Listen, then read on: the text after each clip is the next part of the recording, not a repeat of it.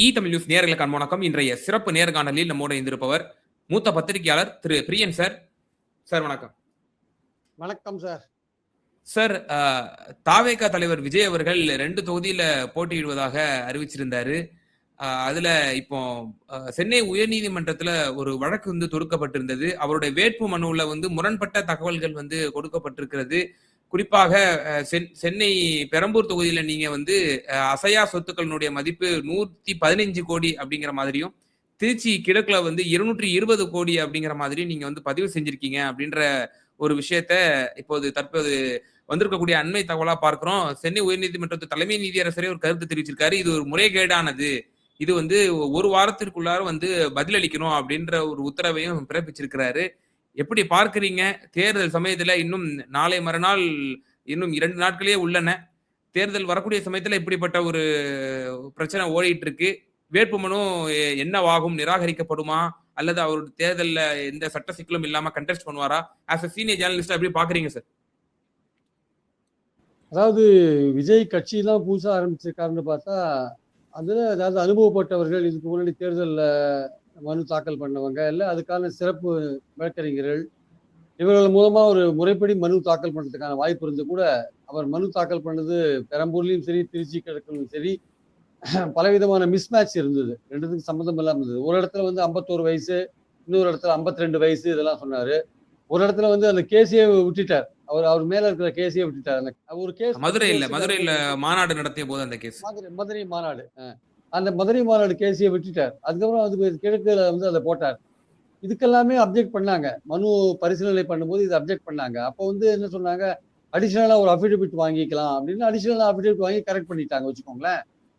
அப்புறம் மனு ஏற்றுட்டாங்க. ப்ரொசீஜர் போயிட்டு இருக்கு. இப்போ இந்த விஷயம் வந்திருக்கு. நீங்க சொல்ற மாதிரி சொத்து கணக்கு, பசையா சொத்து கணக்கு 115 கோடி பெரம்பூர்ல, 220 கோடி திருச்சி கிழக்குல, தனக்கு இருக்கிற சொத்தை ஒரு 2 நாள்ல ஃபைல் பண்ணது 2 நாளுக்குள்ள எப்படி மாறும்? அப்போ ஒன்று எங்கேயாவது நீங்க மாத்தி ஃபைல் பண்ணணும். அப்ப ரெண்டுத்தையும் ஒரேடியா ஃபைல் பண்ணணும்ல. ஒரே மாதிரியான சொத்து கணக்கு இருக்கணும். இங்க ஒரு சொத்து கணக்கு, அங்க ஒரு சொத்து கணக்கு இருந்தா நீங்க ஏதோ ஒன்று மறைக்கிறீங்கன்னு தான் அர்த்தம். இங்க ஒண்ணு மறைக்கிறீங்களா, தெரியாத பண்ணிட்டீங்களா தெரியாது. தவறு நடந்து போயிருக்கு, முறைகேடு நடந்து போயிருக்கு. முறைகேடுனா அப்ளிகேஷன் ஃபில் பண்றதுல உள்ள முறைகேடா, இல்ல உண்மையிலேயே உங்ககிட்ட இருக்கிற சொத்தை நீங்க ஒழுங்கா கணக்கெடுக்கலையா? அப்ளிகேஷன் ஃபில் பண்றதுல தப்பு நடந்து போச்சா, கிளரிக்கல் எரரா, இல்ல ரியலாவே நீங்க மறைக்கிறீங்களா? 2 பாயிண்ட் இருக்கு. இது கிளரிக்கல் எரர்னா நீங்க ரிவைஸ்டோ ஏதாவது, அது கூட இந்த நேரத்துல ஒன்றும் பண்ண முடியாது. நீங்க உங்க சொத்தை உண்மையிலேயே மறைச்சு காமிக்கிறீங்க அப்படின்னா அது நீங்க வேணும்னு பண்றீங்கன்னு அர்த்தம். அப்படி வேணும்னு பண்றீங்கன்னா, அது உள்நோக்கத்தோட பண்றீங்கன்னா அது குற்றம். அது குற்றம். அது அப்போ நீங்க தவறான ஒரு தகவலை கொடுத்த காரணத்துக்காக உங்க மனு தள்ளுபடி ஆகக்கூடிய ஒரு வாய்ப்பு இருக்கு. ஆனால் அதுல என்ன பிரச்சனைனா, இந்த நேரத்துல அதை பண்ண முடியுமானா பண்ண முடியாது. இந்த நேரத்துல தேர்தல் நெருங்குது, நாளைக்கு இருக்கு, மனு எடுத்துட்டாங்க, எல்லாம் பண்ணியாச்சு. இனிமே அவர் தேர்தலில் வெற்றி பெற்றா கூட இந்த மனு கண்டினியூ ஆகும், விசாரணை கண்டினியூ ஆகும். இந்த விசாரணை கண்டினியூ ஆகி நாளைக்கு இவர் மனு கொடுத்ததே தப்பு, இவர் தேர்தல் செல்லாதுன்னு போட்டு சொல்லிட்டானா அவர் ராஜினாமா பண்ண வேண்டும். அதனால இப்ப தேர்தல், ஆமா, இப்ப நடுவில் இதை நிறுத்த முடியாது. இப்போ மனு எல்லாம் தள்ளுபடி எல்லாம் பண்ண முடியாது. இப்போ தேர்தல் ஆசஸ் போய் தான் ஆகணும்.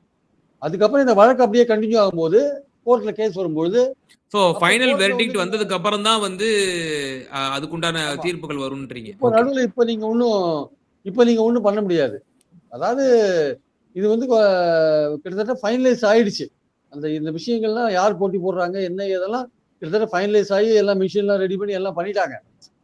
இப்ப நீங்க தவறான பர்டிகுலர்ஸ் கொடுத்துருக்கீங்க அப்படின்னு அந்த கேஸ் கண்டினியூ ஆகும். அது கண்டினியூ ஆகும். கோர்ட்ல நீங்க வின் பண்றீங்க, தோக்குறீங்க, எதா இருந்தாலும் வச்சுக்கோங்க, அந்த கேஸ் கண்டினியூ ஆகும். நீங்க அது மாதிரி மறைச்சு போய் உண்மையை மறைச்சிங்க அப்படின்ற ஒரு விஷயம் ப்ரூவ் ஆச்சுன்னா கோர்ட்ல நீங்க மன்னிப்பு கேட்கலாம். கடைசியில மன்னிப்பு கேட்கலாம், தெரியாத பண்ணிட்டோம் சொல்லலாம். ஆனா அது ரெப்ரசன்டேஷன் ஆஃப் பீப்புள் ஆக்ட் படி அது தவறு அப்படின்னு ஒரு விஷயம் வருது வச்சுக்கோங்களேன்.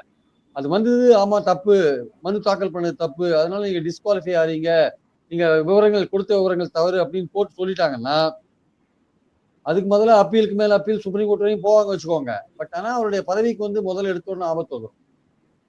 அதை அவர் பாதுகாக்க வேண்டிய கட்டாயம் இருக்கும். அதனால இந்த அடிப்படையில பார்க்கும்பொழுது அவரோட பொசிஷன் இப்போ தேர்தல் போட்டி போடுறதுல ஒன்றும் பிரச்சனை இருக்காது. தேர்தல் போட்டிக்கு அப்புறம் அவர் இந்த வழக்கை சந்திக்க வேண்டியிருக்கும். அதுதான் முக்கியமான விஷயம். அதனால அவர் எப்படி சந்திக்க போறாரு என்ன ஏதுன்னு பார்க்கணும். அது இந்த 2 நாள் இருக்கும் போதெல்லாம் திடீர்னு நீங்க அவரை டிராப் பண்ண முடியாது. ஏன்னா எந்த ஒரு விஷயமாவே தேர்தல் சம்பந்தப்பட்ட எந்த ஒரு விஷயமா இருந்தாலுமே கோர்ட்டுக்கு நீங்க போனீங்கன்னா அவங்க என்ன சொல்லுவாங்கன்னா, அந்த ப்ரொசீஜர் ஆரம்பிச்சுட்டாங்க. இனிமே நீங்க ரிட்டர்னிங் ஆஃபீசர் எல்லாத்தையும் முடிவு பண்ணணும். நீங்க அப்புறம் தேர்தலுக்கு அப்புறம் பார்த்துக்கோங்க அப்படின்னு தான் சொல்லுவாங்க. எந்த ஒரு விஷயத்த கிளப்பினாலும் அதுதான் முடியும். இல்ல ரிட்டர்னிங் ஆஃபீசர் அதே மாதிரி தேர்தல் வாக்கு எண்ணிக்கையில பல பிரச்சனைகள்லாம் வந்ததுன்னா, நீங்க என்னதான் அப்ஜெக்ஷன் ரைஸ் பண்ணாலும் ரிட்டர்னிங் ஆஃபீசர் என்ன சொல்றாரோ அதுதான் எடுபடும். அதுக்கப்புறம் வந்து கோர்ட்ல பாத்துக்கோங்க. ரிட்டர்னிங் ஆஃபீசர் ஒரே வார்த்தை சொல்லுவார், கோர்ட்ல பாத்துக்கோங்கன்னு. நீங்க ஒண்ணுமே பண்ண முடியாது. கோர்ட்ல தான் போய் பாத்துக்கணும் அதுக்கப்புறம். அது கோர்ட்ல முடியவே வராது. பாருங்க அப்பாவு கேஸ்ல முடிவு வந்ததா? ஓட்டு கவுண்ட் பண்ணாங்களா? சுப்ரீம் கோர்ட்ல வாங்கி தூங்கிட்டு இருக்காங்க வச்சுன்னு. அதனால சில விஷயங்கள்லாம் இருக்கு சார். சிலதெல்லாம் நம்ம உடனடியே எதிர்பார்க்கிற மாதிரி எதுவுமே நடக்காது. அது ஜனநாயகத்தோட பலமாவும் இருக்கலாம், பலவீனமாவும் இருக்கலாம். சார், இப்போ இந்த விவகாரம் சம்பந்தமாக ரொம்ப விரிவான, உங்களுக்கு தெளிவான ஒரு விளக்கத்த எங்க நேயர்களுக்கு குடுத்தீங்க. இப்போ விஜய் அவர்கள் திருவள்ளூர்ல மற்றும் சுற்றுவட்டார பகுதிகள் எல்லாம் பிரச்சாரத்த மேற்கொள்ள போறேன் அப்படின்னு சொல்லி இப்போ வந்திருக்கிறாரு. இப்போ அவருடைய ட்ராக் ரெக்கார்டே பார்த்தோம் அப்படின்னா, இப்போ இந்த election code of conduct March 15th வந்து அனௌன்ஸ் பண்ணாங்க. 16th இருந்தே உங்களுக்கு டேட் இருக்கு. 16th இருந்து இப்போ ஏப்ரல் 21 வரைக்கும் இவ்வளவு நாட்கள் இதுல வந்து அட்டெண்டன்ஸ் பார்த்தோம்னா திரு விஜய்க்கு ரொம்ப ரொம்ப சொற்பமான நாட்கள் மட்டுமே அவர் வந்து வெளியே வந்திருக்கிறாரு. ரொம்பவே குறைவான பேச்சை தான் வந்து மக்கள் மத்தியில அட்ரஸ் பண்ணியிருக்கிறாரு.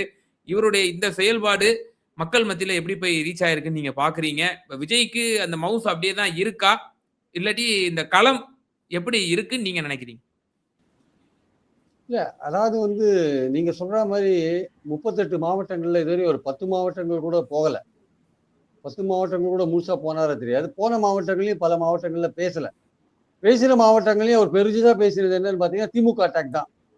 அதிமுகவே, பாஜகவே பெருசா அட்டாக் பண்ணல அவர் ஆக்சுவலா வந்து.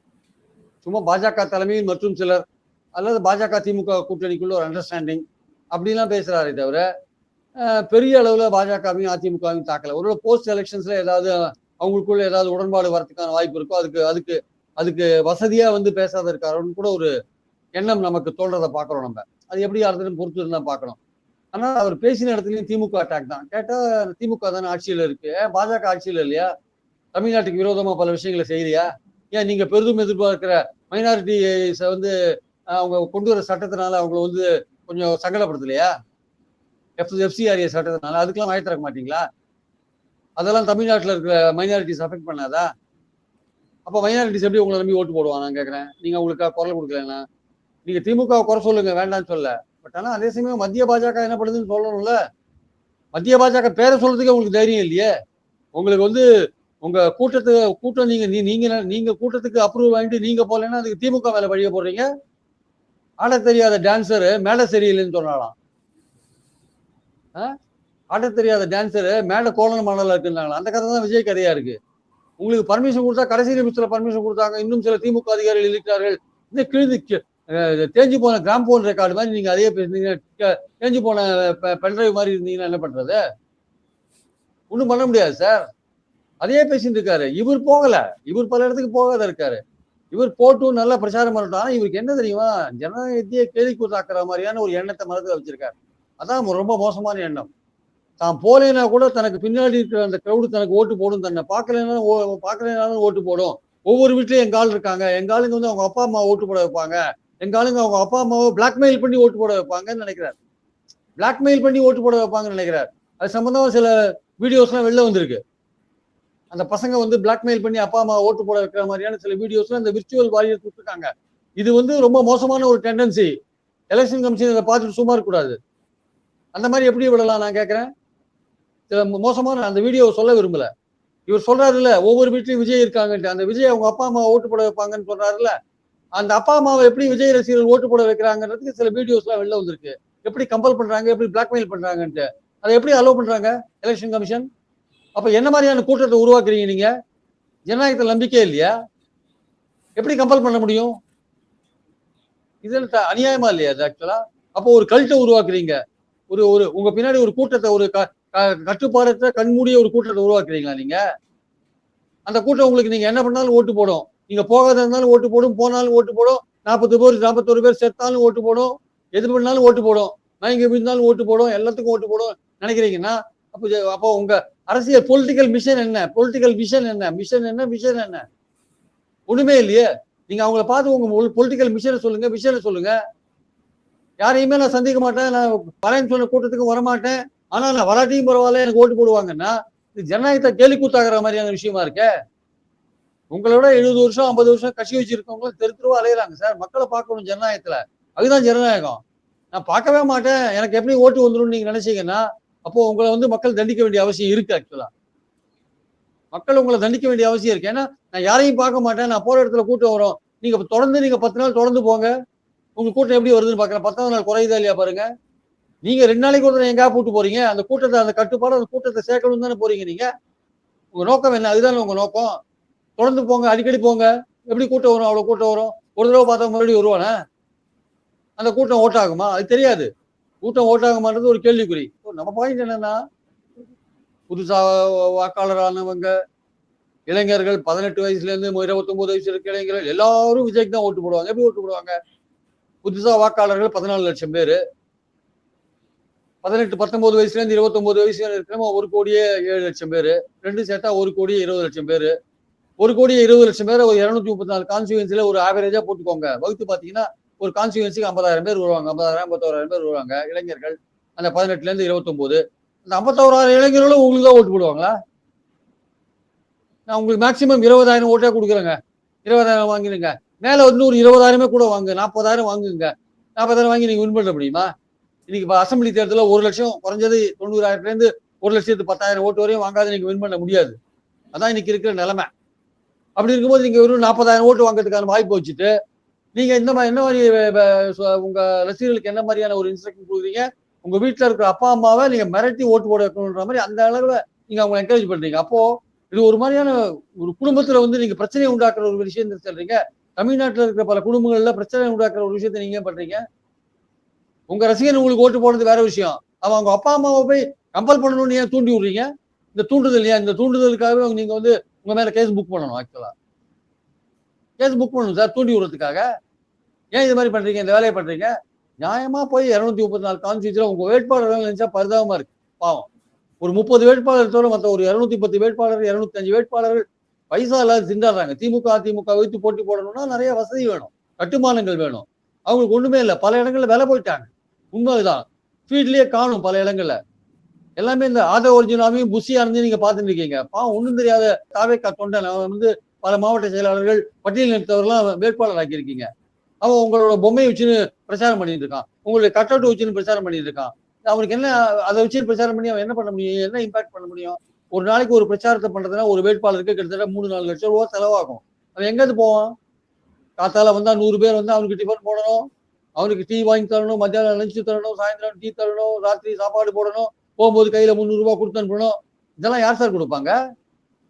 இதெல்லாம் நீங்க கொடுக்குறீங்களா? நீங்க இல்ல இப்ப மீடியாவுல காட்டப்படுறதெல்லாம் பிம்பன்ற மாதிரி சொல்றீங்களா? இப்ப ஆதவர்ஜனா காட்டுறாங்க, புசி ஆனந்தா காட்டுறாங்க, நிர்மல் குமாரா காட்டுறாங்க. இப்ப இவங்க எல்லாம் வந்து ஸ்டார் கேண்டிடேட்ஸ், இவங்க எல்லாம் அறியப்பட்ட முகங்கள். ஆனா 234 பேர் நம்ம இவங்களுக்கு பிரச்சனை இல்ல. இவங்க எங்கேயாவது பணத்தை தேத்திடுவாங்க. ஆதவர்ஜனா உலகத்துக்கே பணம் கொடுக்குறாரு. அவர் ராஷ்டிரிய அதிபராச்சு அவரு. அவருக்கு ஒன்றும் பிரச்சனை இல்லை. பிரச்சனை என்ன இருக்குன்னா ஒண்ணுமே தெரியாத சாதாரண தாவேக்கா உறுப்பினர் ரசிகரா இருந்து இப்போ வேட்பாளர் இருக்கா பாத்தீங்களா, அவனுக்கு தான் பிரச்சனை. அவன் எங்க இருந்து போவான் பணத்துக்கு? அவன் இப்ப திமுக அதிமுக வேட்பாளர் எடுத்து போட்டி போடணும்னா ஒண்ணு பண வசதி வேணும், பிரச்சாரத்துக்கே பணம் வேணும்.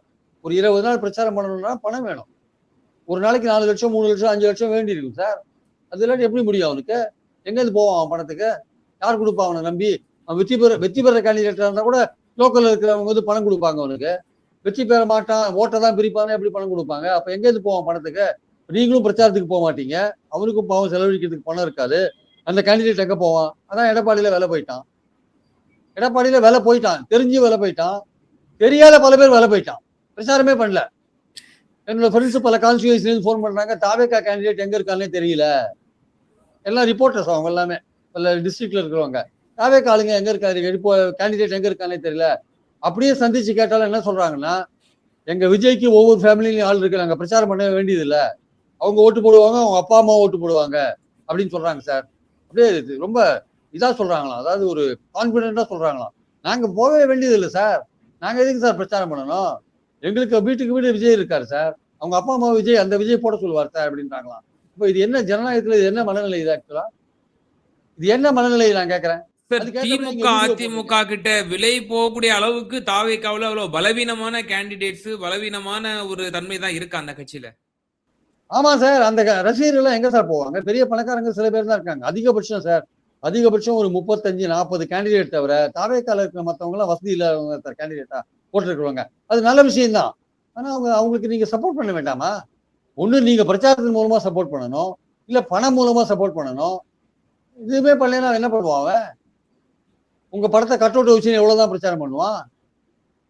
அதனால ரொம்ப பரிதாபம். அது என்னன்னா, அவங்களும் என்ன சொல்றாங்க, நாங்க போக வேண்டியதில்ல. எங்க ஒவ்வொரு வீட்லயும் எங்க விஜய் இருக்காரு. அவர் பார்த்துப்பாரு அப்படின்னா, இவரு பிரச்சாரத்துக்கும் போக மாட்டாரு. கேண்டிடேட்ட கவனிக்கவும் மாட்டாரு. கேண்டிடேட்டுக்கு பணம் கொடுக்கவும் மாட்டாரு. கேண்டிடேட்டுக்கு பிரச்சாரம் பண்ணவும் மாட்டாரு. அப்ப எப்படிதான் அவங்க தங்களை வந்து தொகுதி முழுக்க அறிமுகப்படுத்திப்பாங்க? அவங்க வந்து பிரபலமாகாதவங்களா இருப்பாங்க.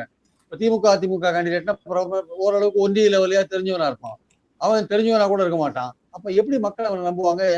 அந்த விசில பார்த்தா ஓட்டு போட்டுருவாங்கன்னு அப்படின்னு நம்புறாங்க. தாவேக்கா வேட்பாளர்கள் நினைக்கிறாங்க. விசில பார்த்தா ஓட்டு போட்டுருவாங்க சார். எங்க ஆட்கள் இளைஞர்கள் எல்லாம் ஓட்டு போட்டுருவான். அது தவிர உங்க அப்பா அம்மா ஓட்டு போட்டுருவாங்க அப்படின்னு. இது எப்படி இது? அது அவங்க அப்பா அம்மா ஓட்டு போடணுன்றதுக்காக இந்த ரசிகர்களை வந்து தூண்டி விடுறாங்க.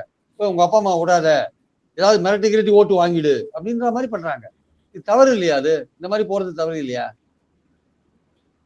இதுக்காக வந்து நம்ம இந்த மாதிரி தூண்டி விடுறதெல்லாம் வந்து தவறு. தேர்தல் நடைமுறைப்படி இதெல்லாம் தவறு. ஒருத்தர் இந்த இதுக்குதான் போடுன்னு உங்க வீட்டுக்குள்ளேயே உங்க பையன் உங்க அப்பாட்ட சொல்றது தப்புதான் முதல்ல. பையன் அப்பாவுக்கு சொல்றது தப்பு, பையன் அப்பாவுக்கு பையன் சொல்றதும் தப்பு. எப்படி சொல்ல முடியும்? அதுவும் மிரட்டுறாங்க. மிரட்டி வெவ்வேறு விதமா மிரட்டுறாங்க. பிளாக்மெயில் பாணியில பண்றாங்க. இதெல்லாம் யார் சொல்லி கொடுத்து சொல்லி தருது இதெல்லாம்? சார், இப்போ களத்துல நீங்க எப்படி பார்க்குறீங்க?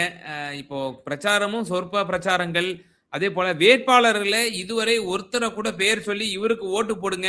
இந்த மாவட்டத்துல இத்தன தொகுதியில இத்தன வேட்பாளர் நம்ம வேட்பாளர் நிக்கிறாங்க. இவங்க வந்து உங்க வீட்டு பிள்ளை அப்படின்னு சொல்லி வாக்கு கேட்டிருக்கணும். ஆனா, அவர் வந்து யாரோட பேர கூட உச்சரிக்கல. தன்னை மட்டுமே முன்னிலைப்படுத்தி இஷ்யூஸ கூட பெருசா அட்ரஸ் பண்ணல. அவர் இப்படிதான் பண்ணியிருக்காரு. இது எடுபடுமா? களத்துல நீங்க எப்படி பார்க்குறீங்க? ஆஸ் அ ஒரு ஜர்னலிஸ்ட்டா, ஃபீல்ட்ல இருக்கக்கூடிய ஜர்னலிஸ்ட்டா எப்படி உங்களுக்கு களம் எப்படி தோணுது? சார் அவரை பொறுத்த மட்டும் அவர் ஒரு ஒரு கணிசமான ஓட்டு வாங்குவார் சார். விஜயகாந்த் வந்தபோது முதல்ல அவர் 8.8% மினிமம் வாங்கினார் அவரு.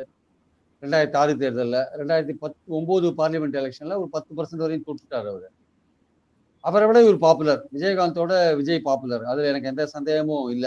அதனால இவர் பின்னாடி இன்னொரு பெரிய கூட்டம் இருக்குன்றது உண்மை. இப்ப நம்ம முன்னாடி இருக்கிற கேள்வி எல்லாம் அந்த கூட்டம் ஓட்டா மாறுமான்றதுதான். அந்த கூட்டம் ஓட்டா மாறுமா மாறாதான்றதுல கருத்து வேறுபாடுகள் நிறைய இருக்கு. அதனாலதான் பிரச்சனை. அது கூட்டம் ஓட்டா மாறிச்சுன்னா அவர் குறைஞ்சபட்சம் வந்து விஜயகாந்தோட அதிகமா வாங்குறதுக்கான வாய்ப்புகள் இருக்கு. குறைஞ்சபட்சம் ஒரு 15% வரையும் அவர் போறதுக்கான வாய்ப்பு என்னோட கணக்குல இருக்கு. 15% வரையும் போவார். ஆனா அவர் நம்பர் ஆஃப் சீட்ஸ் எடுக்க மாட்டார். மேக்சிமம் அவர் 2 தொகுதியில ஒரு தொகுதியில அவர் வின் பண்றதுக்கான வாய்ப்புகள் இருக்கலாம். பெரம்பூர்ல ஒருவேளை வின் பண்ணலாம் அவரு. திருச்சி கிழக்கோட பெரம்பூர்ல வின் பண்ணலாம். ஆனால் அதே சமயம் பாத்தீங்கன்னா நம்பர் ஆஃப் சீட்ஸ் அவருக்கு வருமானா அது வரதுக்கான வாய்ப்புகள் ரொம்ப ரொம்ப குறைவு. 15% வரையும் ஓட்டு எடுக்கிறதுக்கான வாய்ப்புகள் இருக்கு. அதுதான் நான் பாக்குறேன் இன்னைக்கு லெவல்ல அதுதான் பாக்குறேன். ஒருவேளை நான் சொல்றதுக்கு மேல அதிகமா கூட ஒரு ஓட்டு எடுக்கலாம். எனக்கு என்னுடைய கணிப்பில் அதுதான் தோணுது. சார், அப்போ அவர் சீட்ஸ் ஜெயிக்க மாட்டாங்க தாவேக்காவுல. விஜய் வேணா மேபி பெரம்பூர்ல ஜெயிக்க ஒரு அட்வான்டேஜ் இருக்குன்னு சொல்லியிருக்கீங்க. ஆ, இப்போ ஓவரால் பெர்சன்டேஜஸ் வந்து 15னா, இப்போ இருக்கிற எக்ஸிஸ்டிங் ஓட்ஸ தான் அவர் பிரிக்கிற மாதிரி வரும். அப்போ அந்த எக்ஸிஸ்டிங் ஓட்ஸ பிரிக்கிறபொழுது யார் அதிகமா அடி வாங்குவாங்கன்னு நீங்க கணிக்கிறீங்க? அதிகமா அடி வாங்குறது நீங்க நினைக்கிற மாதிரி யார் தெரியுமா? நாம் தமிழர் அதிகமா அடி வாங்குவோம். சார், அவரு தான் ஆமா சார். இஷ்யூஸ பக்காவா எடுத்துட்டு போறாரு. இந்த வாட்டி நாம் தமிழர் அதிகமா அடி வாங்குறாங்க சார். நீங்க வேணா பாருங்க. திமுக, அதிமுக. அதிமுக அடுத்தது எனக்கு ரொம்ப அதிகமா அடி வாங்குறது. திமுக கடைசியா அடி வாங்குறது. ஆனா அதிமுக காரனை கேட்டா என்ன தெரியுமா சொல்லுவான்? இன்னைக்கு பழனிசாமி கூட அதான் சொல்லிருக்காரு. அவர் திமுக ஓட்டை தான் எடுத்துட்டு போவாருன்னு நிறைய சொல்றாரு. திமுக ஓட்டை எடுக்கிறதுக்கான வாய்ப்பு என்ன இருக்கு? அதிமுக எப்படி இந்த இதுவரையும் எலெக்ஷன்ஸ் எல்லாம் வின் பண்றாங்க? திமுக எதிர்ப்புல தானே வின் பண்றாங்க. திமுக எதிர்த்து போட்ட வாக்குல தானே வின் பண்றாங்க. அப்ப அந்த ஓட்டு பிரியுமா இல்லையா இந்த வாட்டி? விஜய் திமுக எதிர்ப்பு தானே கையாளுறாரு. அப்ப அந்த ஓட்டு பிரியுமா பிரியாதா? அவர் திமுக, அதிமுக பிடிக்காதவங்க ஓட்டு தாவேக்காக்கு போகுமா போகாதா? போகும். நாம் தமிழர்கிட்ட இளைஞர்கள் எல்லாம் பெரும்பாலும் பல இளைஞர்கள் கணிசமான இளைஞர்கள் விஜய் அரசியலுக்கு வந்தா விஜய்க்கு ஓட்டு போடணும்னு எண்ணத்துல இருந்தவங்க தான். அவங்க மறுபடியும் விஜய்கிட்ட திரும்பி போக மாட்டாங்களா? அதுல கொள்கை பிடிப்புள்ள இளைஞர்கள் கொஞ்சம் இருப்பாங்க. நான் மறுக்கல. அது மாதிரி ஆட்களையும் வளர்த்து வச்சிருக்காரு சீமான். ஆனா சில இளைஞர்கள் பல இளைஞர்கள் வந்து விஜய் கட்சி ஆரம்பிச்சு அவருக்கு ஓட்டு போடலாம்னு நினைக்கிற இளைஞர்கள் இருக்காங்க. சீமான் 8%ல இருந்து 10% போய் 12% எப்ப போறது? அதுக்கு பதிலா விஜய் ஒருவேளை அதிகமான வாக்குகள் பெற்று ஒரு பெரிய எதிர்க்கட்சியா வந்தாருன்னா என்ன பண்றது, நம்ம அங்க ஓட்டு போடலாம், நம்ம அந்த இடத்துல போய் இருக்கலாம்னு நிறைய பேர் கடந்த ஒரு வருஷத்துல சீமான் கட்சியில இருந்து பல டிஸ்ட்ரிக்ட் லெவல் ஆபீஸ் பேரர்ஸ் எல்லாம் விலகி தாவேக்கால போய் சேர்ந்திருக்காங்க சார். அது உண்மை நடந்திருக்கு. அதனால முதல்ல கொஞ்சம் கணிசமா இழக்கிறது வந்து இதா இருக்கலாம், நாம் தமிழரா இருக்கலாம். அடுத்தது வந்து பாத்தீங்கன்னா அதிமுகவா இருக்கலாம். அதுக்கு அடுத்து திமுக இருக்கலாம். திமுகவுக்கு போற மைனாரிட்டி ஓட்டை, அதுவும் இளைஞர்கள், மைனாரிட்டி இளைஞர்கள் ஓட்டை அவர் பிரிக்கிறதுக்கான வாய்ப்பு இருக்கு. மைனாரிட்டியில ஒரு 35 வயசுக்கு மேல இருக்கிற ஓட்டை அவர் எடுக்க முடியாது. 35 வயசுக்கு கீழே இருக்கிறவங்க மொத்தமா மைனாரிட்டி ஓட்டு ஒரு 12% இருக்குன்னா அது ஒரு 2% அவர் தூக்கத்துக்கான வாய்ப்பு இருக்கு. அந்த 2% இவங்க காம்பன்சேட் பண்ணணும். யார் திமுக அணி காம்பன்சேட் எப்படி பண்ணுவாங்க அதை பொறுத்து தான் பார்க்கணும். அப்படி 2% குறைஞ்சாலுமே அவங்க 41 45% வரையும் 41 45% வரையும் திமுக ஓட்டு வாங்குறதுக்கான வாய்ப்புகள் இருக்கு. ஆனா என்னதான் நீங்க குறைஞ்சா கூட, எப்படி குறைச்சா கூட 4 முனை போட்டியில வெறும் 30ல இருந்து 35% ஓட்டு வாங்கினாலே சில போது 130 இடங்களை கிராஸ் பண்ணி போக முடியும். எம்ஜிஆர் வந்து 77ல வந்து 30.03% தான் வாங்கினார். அவர் வந்து 4 முனை போட்டியில வின் பண்ணார்ல. அதனால வந்து 4 முனை போட்டியில திமுக வெற்றி பெறதுக்கான வாய்ப்பு எப்படி இருக்குன்னா, என்னதான் நீங்க 41ல இருந்து குறைஞ்சு வந்தா கூட 34 35% வாங்கி வின் பண்றதுக்கான வாய்ப்புகள் இருக்கு. அதனால விஜய் திமுகவை டேமேஜ் பண்றது அதோட வெற்றியை வந்து பாதிக்காது அப்படின்னு தான் நான் நம்புறேன் ஆக்சுவலா. ஆனா வந்து எதுவுமே வந்து ஒரு யூகிக்கிறது தான் முடியுமே தவிர இதுதான் நடக்கும் நம்மளால உறுதியா சொல்ல முடியாது. ஆனா எது நடக்கும்னா அதிமுகவுக்கு போற வாக்குகளை பிரிக்கிறது நல்லா நடக்கும். அதிமுக பல இடங்கள்ல 3வது இடத்துக்கு போகும். அது நம்ம நிச்சயமா நம்பலாம். ஓகே. நிச்சயமா சார்.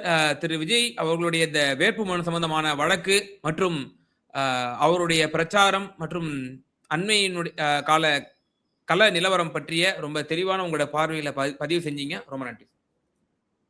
தேங்க்யூ.